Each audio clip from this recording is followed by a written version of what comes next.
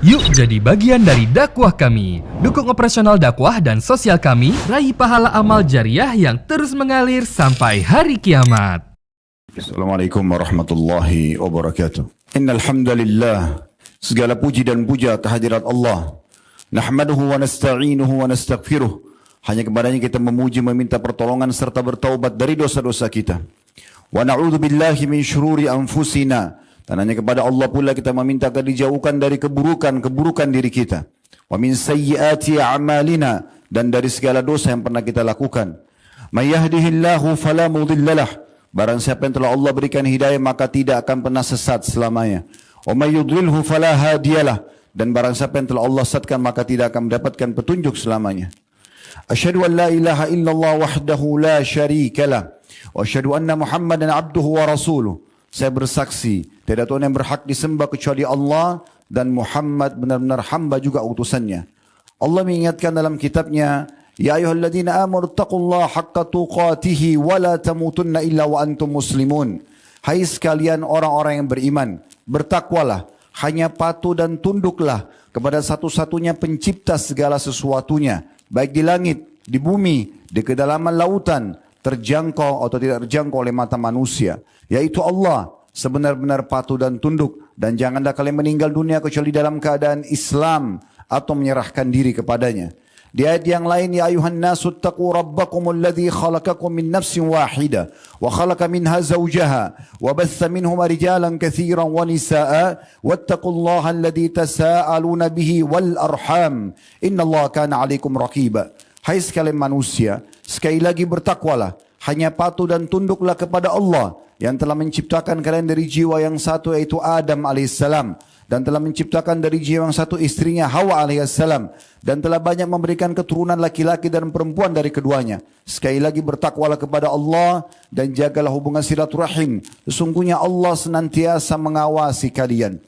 Di ayat yang ketiga Allah juga mengingatkan, ya ayyuhalladzina amanu taqullaha wa qulu qawlan sadida yuslih lakum a'malakum wa yaghfir lakum dhunubakum wa may yuti'illaha wa rasulahu faqad faza fawzan 'azima. Hai sekalian orang-orang yang beriman, sekali lagi bertakwalah, hanya patuh dan tunduklah kepada Allah dan ucapkanlah kalimat yang benar, jujurlah. Niscaya Dia akan memperbaiki amal-amal perbuatan kalian, mengampuni dosa-dosa kalian. Barang siapa yang mentaati Allah dan Rasulnya, sungguh dia telah mendapatkan kemenangan yang besar. Amma ba'd, fa inna asdaqal hadithi kitabullah. Kita tahu sebaik-baik rujukan umat Islam dalam segala lini kehidupan mereka, terutama ibadah, adalah kitabullah, Al-Quran. Wa khair hadi Muhammadin sallallahu alaihi wa ala alihi wa sahbihi wa sallam. Dan sebaik-baik petunjuk setelah Al-Quran adalah petunjuk Nabi besar Muhammad sallallahu alaihi wa ala alihi wa sahbihi wa sallam. Wa syarrul umuri muhdatsatuha, dan seburuk-buruk perbuatan terutama dalam ibadah yang tidak punya rujukan dari keduanya, Al-Quran dan sunnah Nabi alaihi salatu wassalam.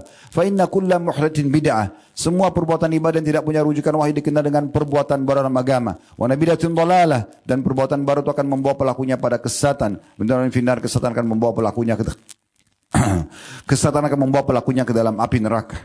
Saudaraku seiman, telah berlalu kurang lebih 9 serial iman dari khutbah Jumat yang telah kami sampaikan, dan insya Allah pada kesempatan ini kita akan bahas serial iman kita yang ke-10.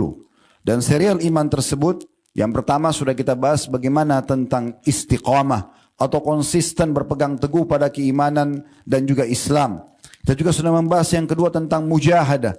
Bagaimana setiap muslim dan mukmin harusnya mereka selalu bermujahadah, memaksakan diri agar patuh kepada Allah Subhanahu wa taala, mengerjakan perintah atau meninggalkan larangan. Kita juga sudah membahas serial yang ketiga tentang masalah muraqabah, selalu merasa diawasi oleh Allah Subhanahu wa taala. Kita juga sudah membahas serial keempat, yaitu sebuah tiket VIP untuk kembali kepada Allah. Dengan banyaknya dosa pun akan dimaafkan, yaitu taubat.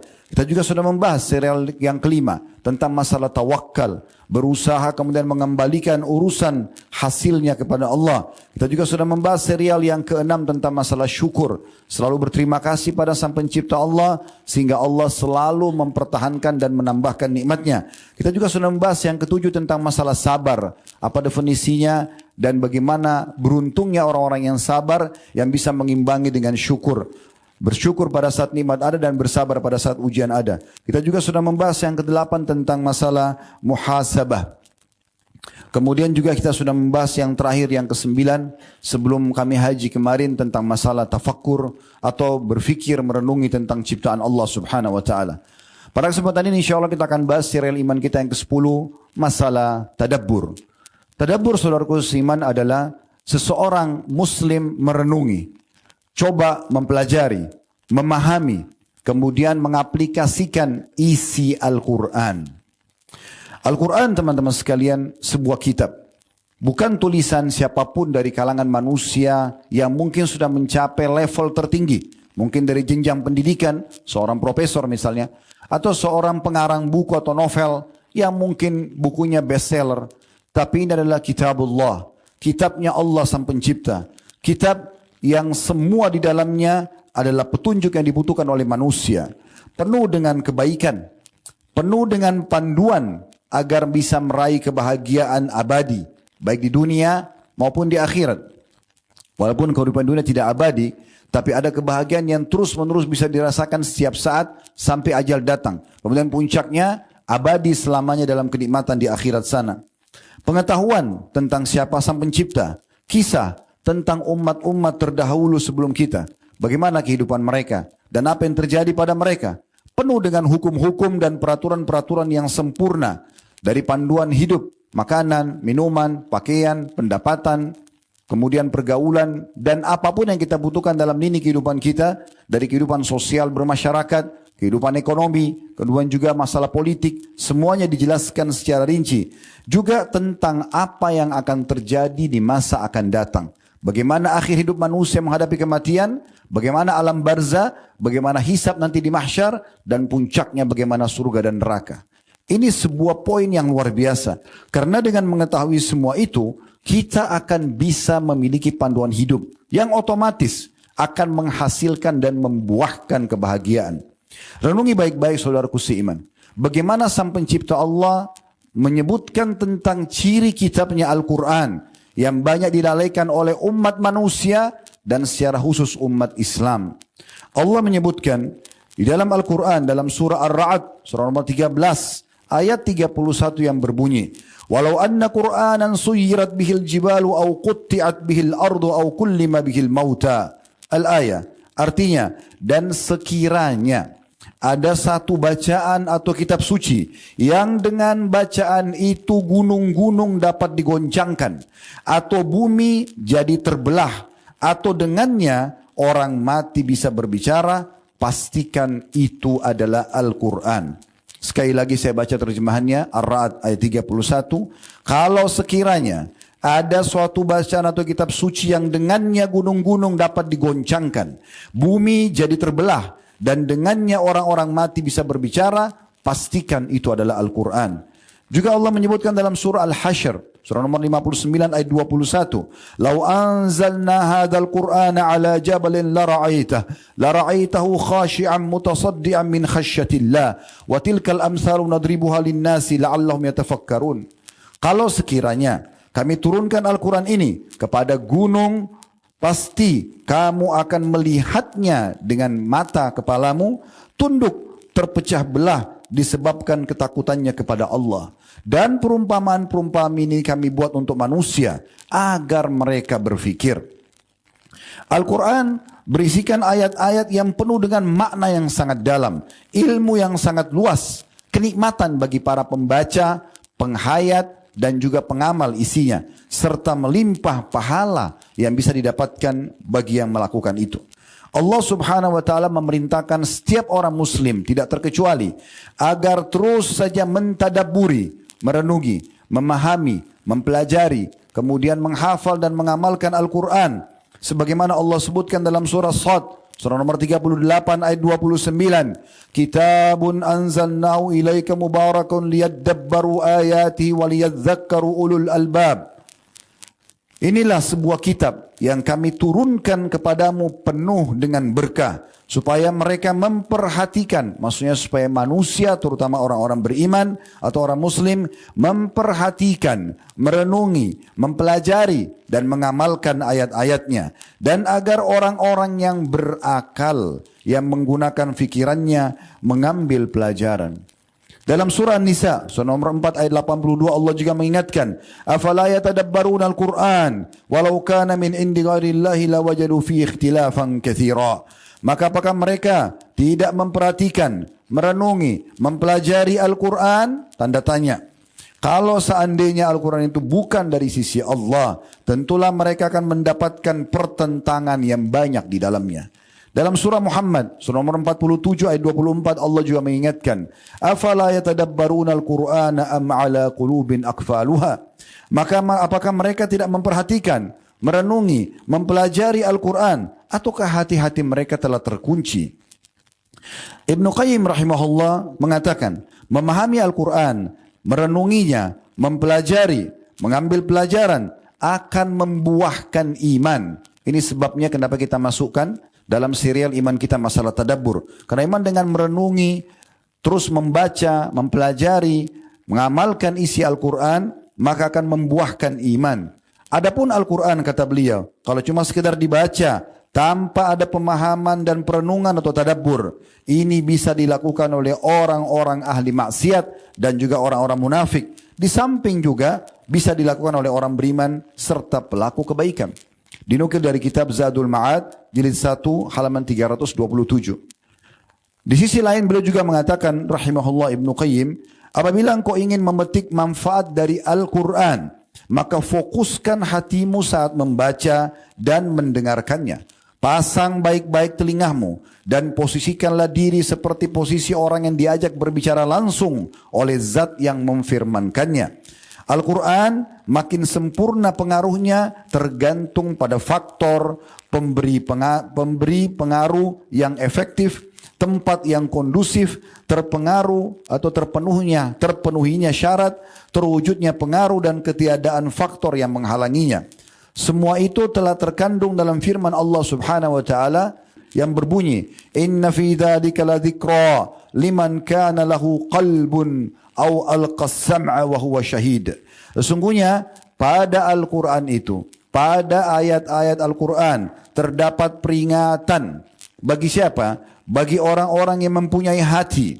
Ini satu digaris bawahi, atau yang menggunakan pendengarannya juga sedangkan hatinya menyaksikannya. Bagi yang punya hati, maksudnya adalah hati yang hidup, yang memang disisihkan atau dikosongkan untuk mempelajari isi Al-Quran. Sebagaimana Allah sebutkan dalam surah Yasin, surah nomor 36 ayat 70, "Liyunzira man kana hayyan wa yahiqqal qawlu 'alal kafirin." Agar Muhammad memberikan peringatan kepada orang-orang yang hidup hatinya dan agar pastilah ketetapan azab terhadap orang-orang kafir. Sementara yang dimaksud dengan as-sama' atau menghadirkan pendengarannya adalah mengarahkan pendengarannya dan memasang indera pendengarannya pada apa yang diucapkan padanya. Kalau kita di Indonesia plus ditambah juga dengan memahami terjemahannya. Jadi kalau baca Al-Quran, usahakan selalu baca terjemahan bersamanya. Tidak usah buru-buru mengkhatamnya, tapi bagaimana kita merenungi dan mentadabburi. Kalau dengarkan tilawah Al-Quran, dengarkan tilawah yang juga ada terjemahannya, supaya bisa meresap ke dalam hati kita. Sementara yang dimaksud dengan syahid, wahuwa syahid, dan dia menyaksikan, kata ulama tafsir adalah hatinya menyaksikan, hadir, tidak lalai, tidak kemana-mana dalam mendengarkan firman Allah.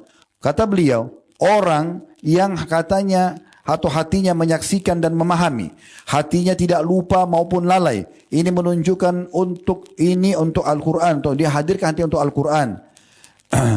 Dan ia harus menghilangkan faktor yang menghalanginya, yaitu kelalaian dan tidak hadir hati dari apa yang diucapkan padanya, dari perhatian dan juga renungan.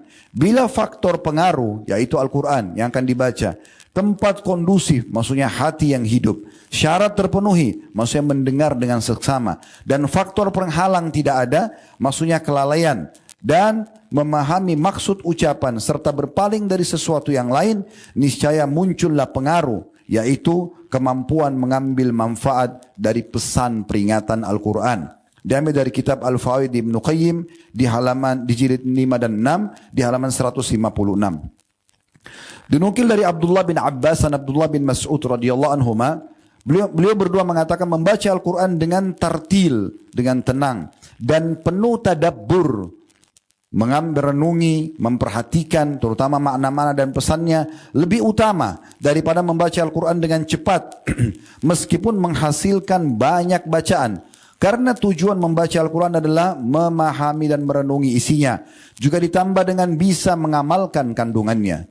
Ibnu Qudamah rahimahullah mengatakan, hendaklah orang yang membaca Al-Quran menyadari bahwa apa yang ia baca bukan perkataan manusia.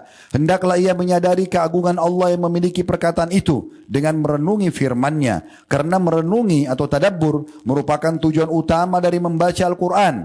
Jika ia belum bisa menghayati dan merenungi kecuali dengan mengulang-ulangi ayat, maka hendaklah ia membacanya berulang kali. Diambil dari kitab Mukhtasar Minhajul Qasidin di halaman 57. Ibnu Qayyim kembali mengingatkan kepada kita mengatakan, tidak ada sesuatu yang paling bermanfaat bagi hati bila dibandingkan daripada membaca Al-Quran. Disertai dengan tadabbur dan tafakkur atau merenungi, memahami dan memikirkan makna dan pesannya.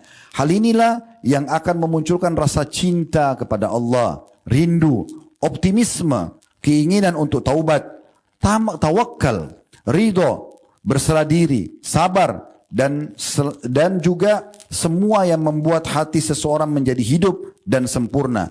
Itu juga bisa mencegah seseorang dari seluruh sifat dan perbuatan yang tercela yang menyebabkan hati menjadi rusak dan binasa. Sekiranya umat manusia ini mengetahui keutamaan yang terdapat dalam membaca Al-Quran yang disertai dengan tadabbur, tentu mereka akan terus menyibukkan diri dengannya dan meninggalkan semua aktivitas lainnya. Apabila ia membaca Al-Quran dengan tadabbur, lalu ia mendapati satu ayat yang ia butuhkan untuk mengobati hatinya, dia akan mengulanginya meskipun sampai 100 kali. Bacaan disertai perenungan jauh lebih utama dibandingkan menghatamnya tanpa perenungan dan juga tanpa pemahaman. Semua ini akan lebih bermanfaat bagi hati dan menghantar pada iman serta meraih manisnya Al-Quran. Dinukil dari kitab Miftah Darus Sa'adah jilid 1 halaman 535. Abi Jami'ah Ad-Dabai rahimahullah berkata, aku pernah berkata pada Ibnu Abbas radhiyallahu anhuma, seorang tabi'in menukil dari seorang sahabat, aku adalah orang yang terbiasa membaca dengan cepat. Apakah boleh aku membaca Al-Quran dengan cepat? Maka Ibnu Abbas radhiyallahu anhu menjawab, demi Allah, aku membaca surah Al-Baqarah dengan tartil, dengan tenang, sambil merenungi maknanya, lebih aku sukai daripada membacanya dengan cepat. Dinukil dari kitab Fadailul Quran di Ibnu Duraish di halaman 32. Nabi SAW membaca Al-Quran dengan sangat tenang. Bila terlewat ayat-ayat rahmat ataupun surga, beliau SAW berhenti sejenak, kemudian memohon rahmat dan surga itu. Dan bila terlewat ayat-ayat siksa, neraka, hukuman bagi umat-umat sebelum kita, beliau berhenti sejenak, lalu beliau berlindung darinya. Abi Dzar radhiyallahu anhu menukil berkata, Nabi SAW pernah bangun sholat malam dan kemudian membaca satu ayat saja sampai pagi. Bukan membaca banyak ayat, satu ayat di satu malam, semalam suntuk sambil mengulang-ulanginya. Ayat tersebut adalah ayat ternukil dalam surah Al-Maidah surah nomor 5 ayat 118. In tu'adzibhum fa innahum ibaduk wa in takfir lahum fa innaka antal azizul hakim. Yang artinya, jika engkau menyiksa mereka ya Allah, maka sungguhnya mereka adalah hamba-hambamu. Dan jika engkau mengampuni mereka, maka sungguhnya engkau lah zat yang maha perkasa lagi maha bijaksana. Tentu ini ayat diucapkan nanti di hari kiamat oleh Nabi Isa AS kepada Allah ya, untuk memohon agar umatnya dimaafkan. Tapi Nabi SAW merenungi ayat ini, lalu membayangkan bagaimana nanti dahsyatnya hari kiamat tersebut, dan beliau semalam suntuk hanya membaca ini saja. Safwan bin Sulaim rahimahullah mengisahkan bahwa Tamim ad-Dari radhiyallahu anhu setelah mengerjakan solat isya di masjid, beliau melakukan solat sunnah kemudian membaca firman Allah subhanahu wa ta'ala dalam surah Al-Mu'minun surah nomor 23 ayat 104 yang bunyinya talfahu wujuhahumun nar wa hum fiha kalihun, muka mereka akan dibakar nanti di api neraka dan mereka dalam neraka itu dalam keadaan cacat. Tamim ad-Dari radhiyallahu anhu tidak bisa meninggalkan ayat tersebut sampai terdengar azan subuh. Satu ayat ini direnungi terus. Tentu teman-teman nanti kalau pulang dari sini bisa kembali ke surah Al-Mu'minun surah nomor 23 dari ayat 99 sampai 106 atau 107. Kisah tentang bagaimana penyesalan orang-orang kafir pada hari kiamat. Di antaranya di 104 digambarkan bagaimana nanti wajah mereka dibakar, dibolak-balikan di api neraka dan mereka dalam keadaan cacat. Dikuatkan dalam sebuah riwayat, kata Nabi SAW, saking panasnya api neraka sampai bibir orang kafir, wa na'udzubillah, bagian atas melepuh sampai bisa dilipat ke setengah kepalanya dan bibir bawahnya melepuh sampai jatuh ke pusar perutnya. Ayat ini membuat Tamim Ad-Dari tidak bisa meninggalkan ayat tersebut, diulangi dalam satu rakaat saja. Di rakaat pertama sampai menjelang azan subuh dari habis Isya. Dinukil dari Abbad bin Abdullah bin Zubair radhiyallahu anhu, beliau berkata, Asma binti Abi Bakar radhiyallahu anhuma, ini seorang sahabat Nabi, anaknya Abu Bakar, Asma radhiyallahu anha, membuka salatnya dengan surah At-Tur. Kemudian sampai pada ayat famannallahu alaina wa waqana adzabas samum. Ya, artinya maka Allah memberikan nanti ahli surga di hari kiamat pada saat masuk surga, dan semoga insyaallah kita termasuk ini. Maka pada saat itu ahli surga akan mengatakan, sesungguhnya Allah telah memberikan karunia kepada kami, maksudnya surga, dan juga menyelamatkan kami dari siksa api neraka. Surah At-Tur, surah nomor 52 ayat 27. Maka kata Abbad, saya pun pada saat mendengarkan ayat itu dibaca oleh Asma dalam sholatnya, saya keluar ke pasar untuk keperluan. Dan setelah selesai semua keperluan di pasar, lalu saya kembali kepadanya, sementara dia masih berdiri di sholatnya dan terus mengulangi ayat tersebut. Satu ayat diulangi dengan seseorang yang membantu dia pergi ke pasar, selesaikan hajatnya baru balik lagi, dia pun masih mengulangi ayat ini radhiyallahu anha. Dinukil dari kitab Fadail Quran di halaman 159. Al-Qasim bin Abi Ayyub rahimahullah berkata, aku pernah mendengar Sa'id bin Jubair rahimahullah, ini seorang tabi'in yang masyhur, Sa'id bin Jubair radhiyallahu anhu, mengulang-ulangi ayat sampai lebih dari 20 kali, yaitu firman Allah Subhanahu wa taala dalam surah Al-Baqarah surah nomor 2 ayat 281 yang bunyinya, wattaqu yawman turja'una fihi ila Allah thumma tuwaffa kullu nafsin ma kasabat wa hum la yudhlamun, dan peliharalah dirimu dari azab yang terjadi pada waktu kamu semua dikembalikan kepada Allah, kemudian masing-masing diberi pelajaran atau balasan sempurna terhadap apa yang telah dikerjakannya, sedang mereka sedikit pun tidak dianiaya. Dari Abdurrahman, riwayat yang lain dari Abdurrahman ibn Ajlan berkata, pada satu malam aku pernah bermalam di kediaman Rabi ibn Huthaim rahimahullah, seorang tabi'in yang masyhur dengan keimanannya. Rabi ibn Huthaim ini setiap kali orang merasa lemah imannya di Irak selalu datang kepada beliau karena bicaranya cuma surga, neraka, kematian, untuk menyadarkan orang dan menyadarkan dirinya.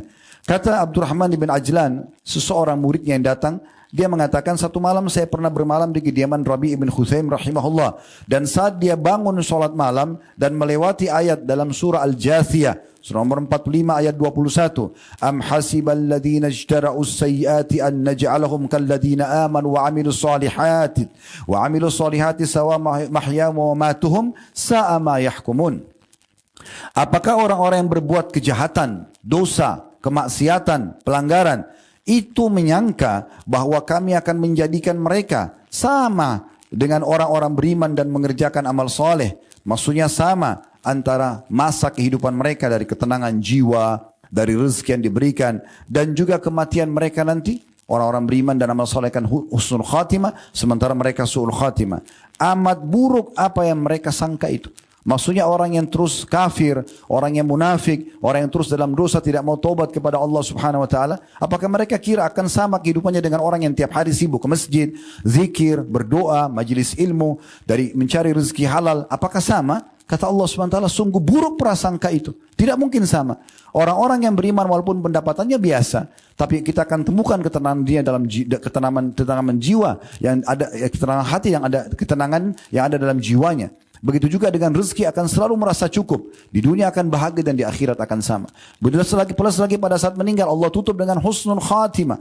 Ditutup dengan kematian-kematian yang baik. Dan di akhirat mendapatkan balasan yang sempurna.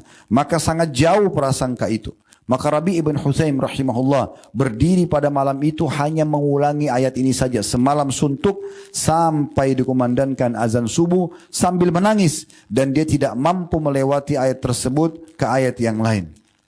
Masih dinukil dari kitab yang sama, Fadail Al-Quran. Dan beliau memang sering kali juga Ini Rabi ibn Hussein pernah kita singgung di beberapa sirah kita sebelumnya. Beliau menggali liang lahat di belakang rumahnya dan setiap malam beliau masuk ke situ. Kemudian beliau membaca firman Allah subhanahu wa ta'ala, qala rabbi ji'un la'alli a'malu salihan fima tarakt. Yaitu artinya orang-orang kafir di hari kiamat akan mengatakan, ya Tuhanku kembalikanlah aku ke dunia agar aku bisa mengerjakan lagi amal saleh yang pernah aku tinggalkan. Maka kata Rabi kepada dirinya sendiri, wahai Rabi, jangan sampai engkau mengucapkan ayat ini atau potongan ayat ini nanti di depan Tuhanmu hari kiamat. Maka dengan muhasabah seperti ini, introspeksi seperti ini, direnungi ayat Al-Quran dengan baik, membuat dia selalu mengontrol detik demi detik dari waktu hidupnya agar selalu terisikan dengan ketaatan kepada Allah subhanahu wa ta'ala. Yang terakhir perkataan Ibnu Mubarak atau Abdullah bin Mubarak rahimahullah, seorang ulama tabi'in juga yang masyhur, pernah tidak bisa melewati satu ayat, dan ayat ini mungkin semua orang menghafalnya. Dalam surah At-Takatsur, surah nomor 102 ayat pertamanya, Alhaakumut takatsur, yang artinya bermegah-megahan telah melalaikan kamu, maksudnya dari kehidupan akhirat dan iman kepada Allah subhanahu wa ta'ala. Akhirnya dia mengulangi ini, belum sempat bisa mengambung ke ayat yang setelahnya, hatta zurtumul maqabir dan seterusnya. Baru alhaakumut takatsur dia coba renungi terus ayat tersebut. Jangan sampai dia termasuk orang yang terus sibuk mengejar dunia dan lupa tentang hari kembalinya kepada Tuhannya. Satu malam dia hanya membaca satu ayat ini sampai subuh saja. Jadi ini luar biasa bagaimana mereka merenungi dan mentadaburi Al-Quran, dinukil dari kitab Al-Mujalasah wa Jawahirul Ilm di halaman 1231. Al-Quran teman-teman sekalian sebagai penutup juga dalam khutbah kita, bagaimana datang dan memberikan gambaran dengan penuh kenikmatan. Kita kalau membaca tentang kisah para nabi-nabi, kisah tentang Nabi Ibrahim, dari Nabi Adam alaihissalam, kemudian Nabi Idris, Nabi Saleh, Nabi Shu'aib, Nabi Musa, Nabi Isa, Nabi Muhammad SAW, semua diceritakan. Dan kita kalau membaca itu dengan cara merenunginya, kita seperti masuk ke alam dulu, kembali kepada kisah dulu. Setiap Jumat kita baca surah Al-Kahfi. Bukankah kita kalau merenungi dan membaca tentang kisah Ashabul Kahfi, 7 anak muda yang masuk ke dalam gua, kisah Dzulqarnain yang kita ulang-ulangi selalu membaca. Begitu juga pada saat kita baca tentang peringatan atau ilmu pengetahuan. Allah SWT menyuruh kita bertafakur tentang penciptaan langit dan bumi dalam diri kita sendiri. Terlalu panjang bahasan kalau kita ingin bahas, tapi begitu indahnya isi daripada Al-Quran. Satu ayat saja sudah cukup membuat kaum salaf dulu terus merenungi makna-makna dalamnya. Terus memasukkan dalam, menjadikan sebagai prinsip hidupnya. Terus mengulanginya agar bisa menjadi pedoman hidupnya. Sehingga selalu patuh dan juga tidak pernah melakukan pelanggaran atas apa yang telah Allah subhanahu wa ta'ala perintahkan. Aku qauli hadza, saya sudah mengucapkan perkataan saya ini, wa astaghfirullah li wa lakum, dan saya istighfar kepada Allah, mengajak jamaah istighfar kepada Allah, fastaghfiruhu innahu wal ghafurur rahim, istighfarlah kepada Dia, Dia Maha Pengampun juga Maha Pengasih. Alhamdulillah, wassalatu wassalamu ala Rasulillah. Segala puji dan puja kehadirat Allah subhanahu wa ta'ala, juga salawat dan taslim kepada Nabi besar Muhammad sallallahu alaihi wa ala alihi wa sahbihi wasallam. Salah satu tujuan Jumat dan khutbahnya saudaraku seiman adalah kita menghadirkan fikiran, menghadirkan hati kita. Betul-betul membuka pendengaran kita. Bukan hanya sekedar hadir meramaikan Jumat atau hanya mengatakan oh khutbah Jumatnya tadi bagus. Tidak penting masalah itu. Bagaimana Anda bubar dari khutbah Jumat seperti ini, tersentuh dan punya ilmu bekal. Minimal sampai Jumat akan datang lalu kemudian dicas lagi Jumat akan datang. Kalau keluar dari masjid seperti ini lalu tidak membawa pada perubahan, lalu apa manfaatnya? Untuk apa kita hadir? Kalau hanya sekedar datang, mendengar atau apalagi sibuk dengan yang lainnya. Tidur atau handphone atau yang lainnya. Makanya dihubungkan antara keutamaan mendapatkan Jumat dengan tidak boleh memindahkan kerikil saja. Sudah cukup untuk menghilangkan pahala yang Nabi SAW katakan siapa yang datang di awal waktu hari Jumat sama pahalanya berkurban dengan seekor unta, waktu kedua seperti seekor sapi, waktu ketiga seperti domba bertanduk, waktu keempat seperti menyembeli ayam, waktu kelima seperti menyumbang dengan sebutir telur, sampai kalau khatib naik di atas mimbar maka para malaikat yang di pintu-pintu masjid menutup buku amal mereka, buku catatan mereka, kemudian mendengarkan khutbah. Para malaikat pun fokus untuk mendengarkan, tapi yang penting pelajarannya. Bagaimana ambil pelajaran dari setiap penyampaian. Kami para dai hanya bisa teriak-teriak seperti ini. Tapi semua keputusan di tangan Anda masing-masing. Ilmu itu akan bermanfaat kalau diterima, kemudian diamalkan. Jadikan sebagai pegangan hidup. Pulang dari sini, mulai pelajari Al-Quran. Bukan hanya dengar, oh tadi khutbah Jumat tadabbur selesai. Tidak pernah lagi membuka aplikasi Al-Quran di handphonenya. Mushaf di rumah cuma dipajang saja. Di musola cuma dipajang saja. Hafalan hanya itu saja terus. Itu pun hafalan dibaca diulang-ulang dalam sholat. Belum tahu apa artinya. Lalu apa manfaatnya? Mulai sekarang harus kita bergerak. Ingat firman Allah Subhanahu wa taala, "Walladzina jahadu fina lanahdiyannahum subulana." Orang yang betul-betul bermujahadah, mau memaksakan dirinya menuju ke jalan-jalan kami akan pandu mereka ke jalan-jalan kami. Mulai dulu. Dalam hadis Bukhari, kata Nabi SAW, Allah berfirman, kalau hambaku mendekatkan diri kepadaku dengan satu jengkal saja, maka aku satu siku. Kalau saya satu siku, aku satu lengan. Kalau dia berjalan, aku akan berlari kecil. Artinya sedikit dekatkan diri kepada Allah Subhanahu wa taala, Allah akan datangkan keimanan dan juga akan membuat kita merasa dekat dengannya. Ambillah pelajaran teman-teman sekalian. Orang yang cerdas adalah orang yang membuka matanya, merenungi dengan fikirannya, merenungi dengan hatinya dan membuka kupingnya dengan baik. Lalu aplikasikan dengan anggota tubuh kita. Di hari Jumat ada waktu mustajab doa, di mana Nabi SAW menjanjikan itu di dua waktu yang paling ditekankan. Riwayat pertama menjelaskan adalah mulai dari subuh sampai menjelang maghrib. 12 waktu kata Nabi SAW. Dan semua muslim mendoakan diijabah. Riwayat yang kedua adalah Nabi SAW mengatakan sangat sedikit waktunya. Dan beliau memberikan isyarat dan beliau menyebutkan dalam hadis itu selepas asar sampai terbenam matahari. Maka jangan sia-siakan waktu mustajab ini. Mari kita hadirkan hati dan fikiran kita untuk berdoa kepada Allah Subhanahu wa taala. Semoga Allah ijabah. Alhamdulillahi Rabbil Alamin. Kami memuji-Mu ya Allah sebagaimana layak Kau dipuji sebagai pencipta. Kami memuji-Mu sampai Engkau menerima puji-pujian ini. Dan Engkau jadikan sebagai tambahan amal saleh buat kami. Dan kami ucapkan juga salam hormat kami kepada utusan-Mu Nabi Muhammad SAW sebagaimana Engkau telah perintahkan kepada kami. Dan berikanlah kami balasan sesuai dengan yang telah Engkau janjikan kepada kami. Ya Allah, kami tidak berkumpul di masjid ini kecuali untuk menjalankan perintah yang telah Engkau wajibkan kepada kami kaum laki-laki muslimin, mengerjakan salat Jumat berjamaah. Ya Allah, ikhlaskan niat kami semua. Tambahkan ini sebagai tambahan amal soleh kami. Dan terimalah seluruh amal soleh yang pernah kami kerjakan, sunnah ataupun wajib. Kami ikhlas ataupun kurang dari ikhlasnya Allah dengan kemahamurahan-Mu. Terimalah seluruh dengan pahala yang sempurna yang sedang kami kerjakan dan juga yang akan kami kerjakan sampai menjelang ajal datang nanti. Ya Allah, jangan Engkau jadikan pertemuan ini Engkau bubarkan kecuali Engkau telah bersihkan semua dosa-dosa kami. Engkau ganti semuanya menjadi pahala dengan kemahamurahan-Mu. Ya Allah, ampunilah kami, kedua orang tua kami, seluruh kerabat kami, seluruh muslimin dan muslimat, mukminin dan mukminat yang hidup dan juga yang sudah meninggal. Ya Allah, perbaikilah kondisi negara kami. Berikanlah kami keamanan, kemakmuran. Lunasilah utang negara kami. Berilah petunjuk para pemimpin kami agar mereka menjalankan amanah dengan baik. Berikanlah balasan yang sempurna atas kebaikan yang telah mereka berikan kepada masyarakat. Dan juga berikanlah petunjuk kepada mereka atas apa yang telah mereka salah dalam perbuatannya. Jadikan kami masyarakat yang selalu gotong royong, bersama-sama menjaga persatuan dan kesatuan negara kami dan juga memakmurkan negara kami dan jadikan negara kami sebagai contoh bagi negara-negara yang lain. Ya Allah, tolonglah saudara kami di Palestina, di Syria, di Yaman, di Irak, dimanapun yang sedang tertindas. Ikhlaskan niat mereka, terima para syuhada mereka, mulakan Islam di tangan mereka dan tangan kami semua, dan ikut sertakan kami bersama mereka di pahala, baik dengan doa, dengan harta dan juga dengan jiwa kami. Ya Allah, dan berikanlah kami semua kebaikan yang kami butuhkan di dunia. Rabbana atina fid dunya hasanah, dan berikan kami semua kebaikan di akhirat. Wa fil akhirati hasanah, dan selamatkan kami dari api neraka. Wa qina adzabannar, dan masukkan kami ke dalam surga bersama dengan orang-orang yang patuh. Wa adkhilna jannata ma'al abrar. Ya azizu ya ghaffar, wa izat yang mulia dan maha pengampun ya rabbal alamin, Tuhan alam semesta. Wa sallallahu nabiyana Muhammadin walhamdulillahi rabbil alamin. Inna Allah ya'muru bil adli wal ihsani wa ita'i dzil qurba. Sungguhnya Allah memerintahkan kita agar berbuat kebaikan, keadilan dan juga selalu menyambung hubungan silaturahim. Wa yanha 'anil fahsya'i wal munkari wal baghi, dan Allah melarang perbuatan keji, perbuatan dosa dan pelanggaran pembangkangan, ya'idukum la'allakum tadhakkarun. Itu peringatan dari Allah, jadikan sebagai prinsip hidup kalian. Fadhkurullahal azim yadhkurkum, ingatlah kepada Allah selalu, Allah akan ingat kepada kalian.